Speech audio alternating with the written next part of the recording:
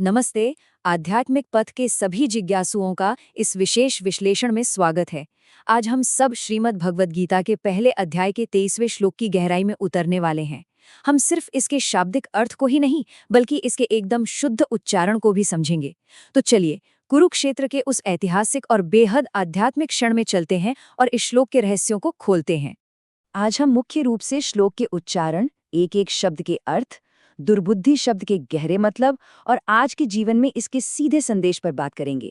बस बिना समय गंवाए सीधे विषय पर आते हैं।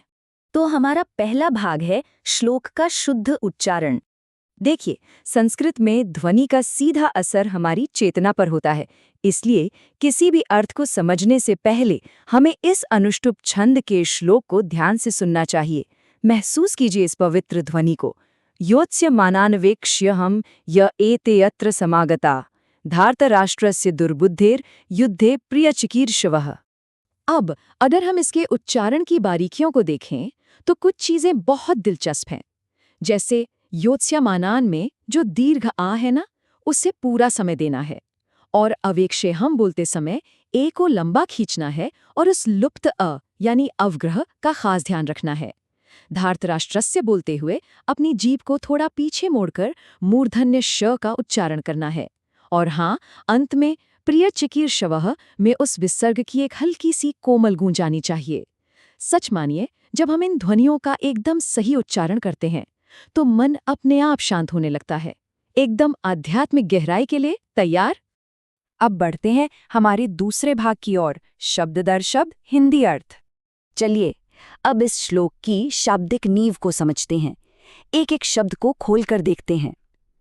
योत्स्यमानान का सीधा सा अर्थ है युद्ध करने के लिए आए योद्धाओं को, और अवेक्षे मतलब मैं देखूं या अच्छे से निरीक्षण करूं। समागतः यानी जो यहाँ एकत्रित हुए हैं। फिर आता है धार्तराष्ट्रस्य, जिसका अर्थ है धृतराष्ट्र के पुत्र के, और युद्धे का मतलब है युद्ध में। मतलब अगर हम ध्यान दें तो अर्जुन यहाँ बहुत ही सक्रिय रूप से सामने खड़ी सेना का मुआयना करने की इच्छा जता रहे हैं। तो अगर इन सारे मोतियों को एक धागे में पिरो दें तो पूरा अर्थ कुछ यूं बनता है कि दुष्ट बुद्धि दुर्योधन का इस युद्ध में भला चाहने वाले जो भी राजा लोग यहाँ इकट्ठे हुए हैं, उन युद्ध करने वालों को मैं देखूंगा। अर्जुन भगवान कृष्ण से बिल्कुल साफ शब्दों में कह रहे हैं कि मुझे अपने विरोधियों को बहुत करीब से देखना है। और यहीं से हम अपने तीसरे भाग पर आते हैं, दुर्बुद्धि दुर्योधन का असली अर्थ। अर्जुन ने अपने ही चचेरे भाई के लिए एक बहुत ही भारी और विशिष्ट शब्द चुना है, दुर्बुद्धि। अब दुर्बुद्धि का मतलब सिर्फ कोई बुरा इंसान होना नहीं है। सच कहूं तो ये चेतना की वो दूषित अवस्था है जहां इंसान का दिमाग अहंकार और लालच से इतना भर जाता है कि उसे धर्म और अधर्म के बीच का फर्क ही दिखना बंद हो जाता है, बिल्कुल ब्लाइंड स्पॉट। और इसी करप्टेड इंटेलेक्ट यानी दूषित बुद्धि के कारण दुर्योधन ने पूरा राज्य हड़पा और इतने बड़े विनाश को न्योता दे दिया। इसमें एक बहुत ही कमाल की विडंबना छुपी है। ध्यान दीजिए, गीता एक नेस्टेड डायलॉग है, मतलब संवाद के अंदर संवाद। कुरुक्षेत्र के मैदान में अर्जुन ने दुर्योधन को दुर्बुद्धि कहा। ठीक उसी समय महल में बैठे संजय अपनी दिव्य दृष्टि से सब देख रहे हैं, और वो यही दुर्बुद्धि शब्द जस का तस उस अंधे राजा धृतराष्ट्र के सामने दोहरा देते हैं। सोचिए जरा, ये संजय का धृतराष्ट्र पर एक बहुत ही गहरा परोक्ष प्रहार था। वो मानो राजा को आईना दिखा रहे थे कि देखिए, आपकी इसी विफलता के कारण कि आपने अपने इस दुर्बुद्धि बेटे को नहीं रोका, आज ये नौबत आ गई है। अब बात करते हैं भाग 4 की, अधर्म के पक्षधर। तो अब सवाल उठता है कि उस दूषित नेता के पीछे इतनी बड़ी सेना खड़ी क्यों थी?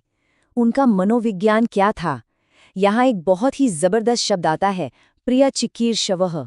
इसका मतलब है प्रसन्न करने की इच्छा रखने वाले। शास्त्र हमें यहाँ एक बहुत कड़ी चेतावनी दे रहे हैं।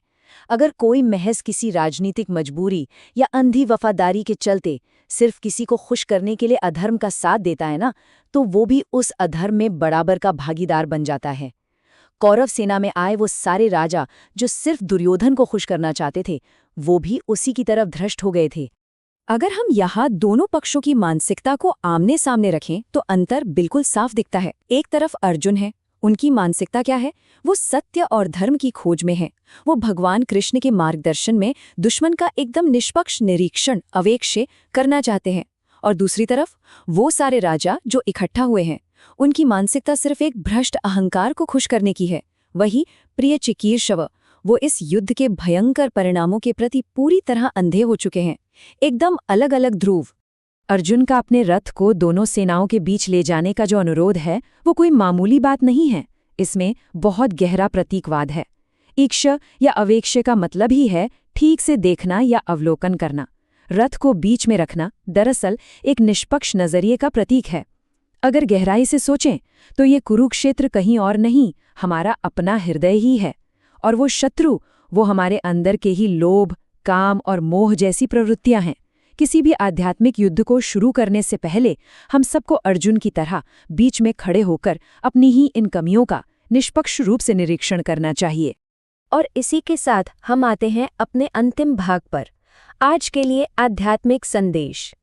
रथ पर घटी वो हजारों साल पुरानी घटना आज हमारे जीवन में कैसे लागू होती है? खैर, इसका सबसे बड़ा और महत्वपूर्ण निष्कर्ष है संघ की शक्ति, यानी पावर ऑफ संघ। हमारी नैतिक नियति इस बात पर निर्भर करती है कि हम किन लोगों के साथ उठते बैठते हैं और किन लोगों को खुश करने की कोशिश करते हैं। हमें अपने जीवन में गहरे विवेक को जगाना होगा ताकि हमारी बुद्धि कभी भी अहंकार की गुलाम न बने। और हाँ, जो लोग खुद अहंकार के दास हैं, हमें आंख बंद करके उनके पीछे भी नहीं चलना है। इस पूरे विश्लेषण को समेटते हुए आइए हम सब खुद से एक बहुत ही गहरा सवाल पूछें। क्या हम भी अपनी रोजमर्रा की जिंदगी में किसी दुर्बुद्धि को खुश करने के लिए जाने अनजाने अधर्म का साथ तो नहीं दे रहे? अपनी स्वयं की आंतरिक युद्ध भूमि में इस विचार पर गहराई से मंथन कीजिएगा। ये श्लोक सिर्फ महाभारत के युद्ध का वर्णन नहीं है। सच कहूं तो ये हमारे हर दिन के फैसलों का आईना है। आज के इस आध्यात्मिक विश्लेषण में साथ जुड़ने के लिए बहुत बहुत धन्यवाद। ज्ञान और सत्य की ये खोज आगे भी ऐसे ही जारी रहनी चाहिए।